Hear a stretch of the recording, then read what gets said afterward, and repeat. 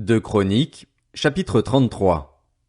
Manassé avait 12 ans lorsqu'il devint roi, et il régna 55 ans à Jérusalem. Il fit ce qui est mal aux yeux de l'Éternel, en imitant les pratiques abominables des nations que l'Éternel avait dépossédées devant les Israélites. Il reconstruisit les hauts lieux que son père Ézéchias avait démolis, il érigea des autels en l'honneur des Baals, et il fit des poteaux sacrés. Il se prosterna devant tous les corps célestes et les servit. Il construisit des autels dans la maison de l'Éternel, alors que l'Éternel avait dit, « C'est à Jérusalem que mon nom résidera pour toujours. » Il construisit des autels en l'honneur de tous les corps célestes dans les deux parvis de la maison de l'Éternel.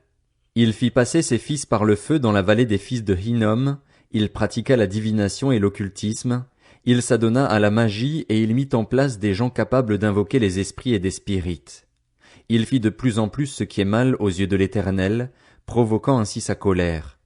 Il mit la statue de l'idole qu'il avait fabriquée dans la maison de Dieu, alors que Dieu avait dit à David et à son fils Salomon, « C'est dans cette maison et c'est à Jérusalem, que j'ai choisi parmi toutes les tribus d'Israël, que je veux éternellement établir mon nom. Je n'éloignerai plus les pas des Israélites du territoire que j'ai destiné à vos ancêtres, à condition seulement qu'ils veillent à mettre en pratique tous les commandements que je leur ai donnés, en suivant toute la loi, les prescriptions et les règles transmises par Moïse. » Mais Manassé égara Juda et les habitants de Jérusalem à un tel point qu'ils firent plus encore le mal que les nations que l'Éternel avait détruites devant les Israélites. L'Éternel parla à Manassé et à son peuple, mais ils n'y firent pas attention. Alors l'Éternel fit venir contre eux les chefs de l'armée du roi d'Assyrie. Ils capturèrent Manassé et lui mirent des crochets, l'attachèrent avec des chaînes en bronze et le conduisirent à Babylone. Lorsqu'il fut dans la détresse, il implora l'Éternel, son Dieu, et il s'humilia profondément devant le Dieu de ses ancêtres. Il lui adressa des prières et l'Éternel se laissa fléchir, il exauça ses supplications et le ramena à Jérusalem dans son royaume. Manassé reconnut alors que c'est l'Éternel qui est Dieu. Après cela, il construisit à l'extérieur de la ville de David, à l'ouest, vers Guillon dans la vallée, une muraille qui se prolongeait jusqu'à la porte des Poissons et faisait le tour de la colline de l'Ophel. Il la fit très haute. Il mit aussi des chefs militaires dans toutes les villes fortifiées de Juda. Il enleva les dieux étrangers et l'idole de la maison de l'Éternel, ainsi que tous les autels qu'il avait construits sur la montagne de la maison de l'Éternel et à Jérusalem, et il les jeta à l'extérieur de la ville. Il restaura l'autel de l'Éternel, y offrit des sacrifices de communion et de reconnaissance et ordonna à Juda de servir l'Éternel, le Dieu d'Israël. Certes, le peuple offrait encore des sacrifices sur les hauts lieux, mais seulement au l'honneur de l'Éternel, son Dieu. Le reste des actes de Manassé, la prière qu'il a adressée à son Dieu et les paroles des voyants qui lui ont parlé au nom de l'Éternel, le Dieu d'Israël, cela se trouve dans les annales des rois d'Israël. Sa prière et la manière dont Dieu l'a exaucée, tous ses péchés et ses infidélités, les endroits où il a construit des hauts lieux et dressé des poteaux sacrés et des sculptures sacrées avant de s'humilier, cela est décrit dans les annales de Osaïe. Manassé se coucha avec ses ancêtres et on l'enterra dans son palais. Son fils Amon devint roi à sa place. Amon avait 22 ans lorsqu'il devint roi et il régna 2 ans à Jérusalem. Il fit ce qui est mal aux yeux de l'Éternel, comme l'avait fait son père Manassé. Il offrit des sacrifices à toutes les sculptures sacrées que son père Manassé avait fabriquées et les servit. En revanche, il ne s'humilia pas devant l'Éternel comme l'avait fait son père Manassé, car lui, Amon, accumula la culpabilité.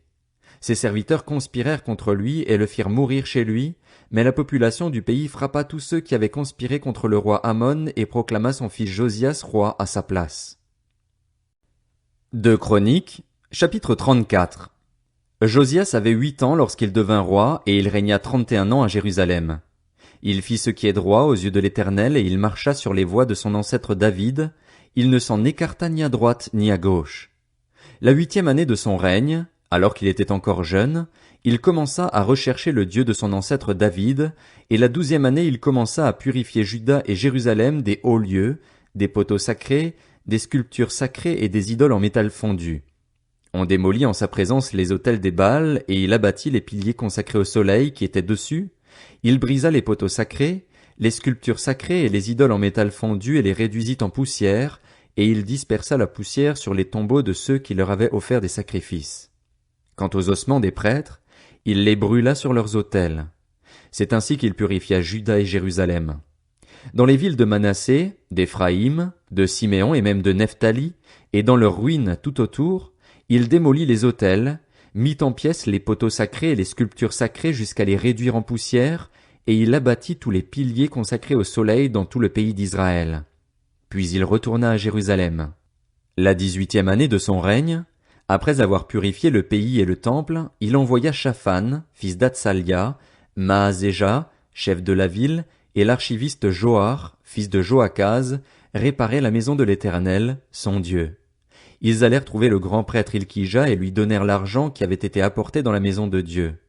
Les Lévites gardiens des portes l'avaient reçu de Manassé, d'Éphraïm et de tout le reste d'Israël ainsi que de tout Juda et Benjamin et des habitants de Jérusalem. On le confia aux responsables chargés des travaux dans la maison de l'Éternel. Et ils l'employèrent pour ceux qui travaillaient aux réparations de la maison de l'Éternel, pour les charpentiers et les maçons, pour les achats de pierres de taille et de bois destinés aux poutres et à la charpente des bâtiments que les rois de Juda avaient détruits. Ces hommes agirent avec honnêteté dans leur travail. Ils étaient sous la surveillance de Jacat et Abdias, Lévites issus des descendants de Merari, de Zacharie et Meshulam, qui descendaient des Kéatites, et de tous les Lévites qui étaient d'habiles musiciens. Ils étaient responsables des porteurs et dirigeaient tous les ouvriers occupés aux divers travaux. Il y avait aussi des Lévites secrétaires, commissaires et portiers. Au moment où l'on sortait l'argent qui avait été apporté dans la maison de l'Éternel, le prêtre Ilkija trouva le livre de la loi de l'Éternel transmise par Moïse. Alors Ilkija prit la parole et dit à Shaphan, le secrétaire, « J'ai trouvé le livre de la loi dans la maison de l'Éternel. » Ilkija donna le livre à Shaphan. Shaphan apporta le livre au roi lorsqu'il lui fit son rapport. Il dit, « Tes serviteurs ont fait tout ce qui leur a été ordonné. » Ils ont ramassé l'argent qui se trouvait dans la maison de l'Éternel et l'ont confié aux inspecteurs et aux ouvriers. Puis Shaphan, le secrétaire, annonça au roi, « Le prêtre Ilkija m'a donné un livre. » Et Shaphan le lut devant le roi. À l'écoute des paroles de la loi, le roi déchira ses habits. Ensuite, il donna cet ordre à Ilkija, à Achikam, fils de Shaphan, à Abdon, fils de Miché, à Shaphan, le secrétaire, et à son propre serviteur Azaja, « Allez consulter l'Éternel pour moi et pour ceux qui restent en Israël et en Juda au sujet des paroles de ce livre qu'on a trouvé. En effet, elle doit être grande, la colère de l'Éternel prête à se déverser sur nous, parce que nos ancêtres n'ont pas respecté la parole de l'Éternel et ne se sont pas conformés à tout ce qui est prescrit dans ce livre. » Ilkija et les hommes désignés par le roi allèrent trouver la prophétesse Hulda. Elle était la femme de Shallum, le gardien des habits, le fils de Tokéat et petit-fils de Azra, et elle habitait à Jérusalem, dans la ville neuve. Une fois qu'ils lui eurent parlé comme convenu, elle leur répondit, « Voici ce que dit l'Éternel, le Dieu d'Israël. Annoncez à l'homme qui vous a envoyé vers moi. Voici ce que dit l'Éternel. Je vais faire venir des malheurs sur cet endroit et sur ses habitants, conformément à toutes les malédictions écrites dans le livre qu'on a lu devant le roi de Juda. Puisqu'ils m'ont abandonné et qu'ils ont offert des parfums à d'autres dieux afin de m'irriter par tout ce que leurs mains faisaient, ma colère se déverse sur cet endroit et elle ne s'éteindra pas. Mais vous annoncerez au roi de Juda qui vous a envoyé pour consulter l'Éternel. Voici ce que dit l'Éternel, le Dieu d'Israël, au sujet des paroles que tu as entendues. Ton cœur a été touché, tu t'es humilié devant Dieu en entendant ces paroles contre cet endroit et contre ses habitants, tu t'es humilié devant moi, tu as déchiré tes habits et tu as pleuré devant moi. Eh bien, moi aussi, j'ai entendu cela, dit l'Éternel. Je te ferai rejoindre tes ancêtres, tu rejoindras la tombe dans la paix et tes yeux ne verront pas tous les malheurs que je ferai venir sur cet endroit et sur ses habitants. Ils rapportèrent cette réponse au roi. Le roi fit rassembler tous les anciens de Juda et de Jérusalem.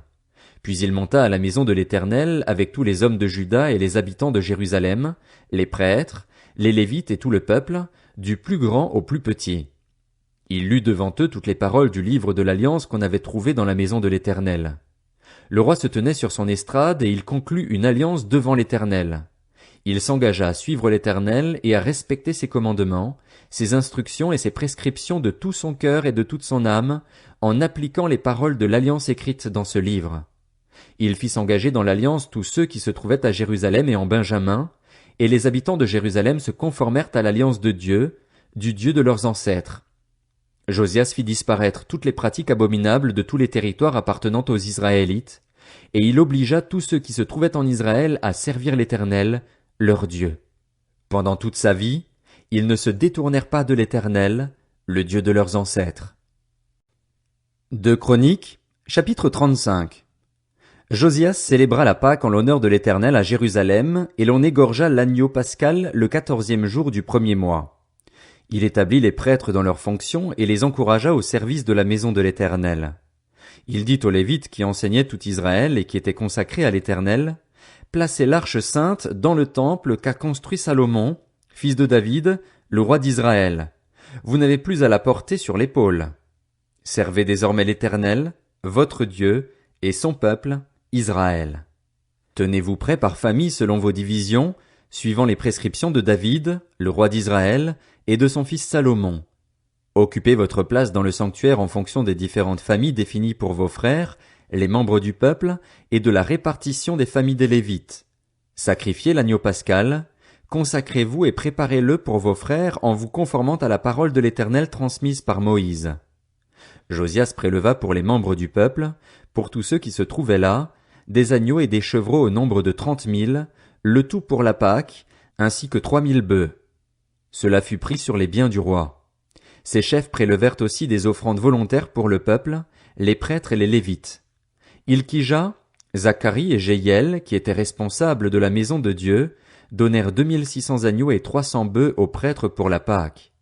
Konania, Shemaéja et Nathanaël, ses frères, Achabia, Jéhiel et Josabad, chefs des Lévites, donnèrent 5000 agneaux et 500 bœufs aux Lévites pour la Pâque. Le service s'organisa, et les prêtres et les Lévites occupèrent leur place selon leur division, d'après l'ordre du roi. Ils égorgèrent les victimes de la Pâque. Les prêtres faisaient l'aspersion du sang qu'ils recevaient des Lévites, et les Lévites enlevaient la peau des victimes. Ils mettaient les éléments destinés aux holocaustes à part pour les donner aux différentes familles des membres du peuple, afin qu'ils les offrent à l'Éternel conformément à ce qui est écrit dans le livre de Moïse. Ce fut le cas pour les bœufs. Ils firent cuire l'agneau pascal au feu, conformément aux règles. Quant aux choses saintes, on les fit cuire dans des marmites, des chaudrons et des poêles. Puis ils s'empressèrent de les distribuer à tout le peuple. Ensuite ils préparèrent ce qui était pour eux et pour les prêtres. En effet, les prêtres, les descendants d'Aaron, furent occupés jusqu'à la nuit à offrir les holocaustes et les graisses. C'est pourquoi les Lévites préparèrent ce qui était pour eux et pour les prêtres, les descendants d'Aaron. Les musiciens, les descendants d'Asaph, étaient à leur place, conformément aux ordres de David, d'Asaph, d'Éman et de Jéduthun, le voyant du roi, et les portiers se tenaient à chaque porte. Ils n'eurent pas à s'écarter de leur service, car leurs frères, les Lévites, préparèrent ce qui leur était destiné. Ainsi, tout le service de l'Éternel pour célébrer la Pâque et pour offrir des holocaustes sur l'autel de l'Éternel fut organisé ce jour-là, conformément à l'ordre du roi Josias. Les Israélites qui se trouvaient là célébrèrent la Pâque à ce moment-là et la fête des pains sans levain pendant 7 jours. Aucune Pâque pareille à celle-là n'avait été célébrée en Israël depuis l'époque du prophète Samuel, et aucun des rois d'Israël n'avait célébré une Pâque pareille à celle que célébrèrent Josias, les prêtres, les Lévites, tout Juda, les Israélites qui se trouvaient là et les habitants de Jérusalem. Ce fut la 18e année du règne de Josias que cette Pâque fut célébrée. Après tout cela, après que Josias eut réparé la maison de l'Éternel, Nécho, le roi d'Égypte, monta pour combattre à Carchemish vers l'Euphrate. Josias marcha à sa rencontre, et Nécho lui envoya des messagers pour dire « Que me veux-tu, roi de Juda? Ce n'est pas contre toi que je viens aujourd'hui, c'est contre une dynastie avec laquelle je suis en guerre. Dieu m'a dit de me dépêcher. Ne t'oppose pas à Dieu, puisqu'il est avec moi, de peur qu'il ne te détruise. » Mais Josias ne s'écarta pas de son chemin et il se déguisa pour l'attaquer, sans écouter les paroles de Nécho, qui venaient pourtant de Dieu. Il s'avança pour combattre dans la vallée de Megiddo. Les archers tirèrent sur le roi Josias et le roi dit à ses serviteurs « Emmenez-moi, car je suis gravement blessé. » Ses serviteurs le retirèrent du char pour le faire monter sur son 2e char et l'amenèrent à Jérusalem. Il mourut et fut enterré dans le tombeau de ses ancêtres. Tout Juda et Jérusalem pleurèrent Josias. Jérémie fit une complainte sur lui. Tous les chanteurs et toutes les chanteuses ont parlé de lui dans leurs complaintes jusqu'à aujourd'hui, et ils en ont fait une prescription pour Israël. Ces chants sont écrits dans les complaintes. Le reste des actes de Josias et sa piété conforme à ce qui est prescrit dans la loi de l'Éternel, ces actes, des premiers aux derniers, cela est décrit dans les annales des rois d'Israël et de Juda.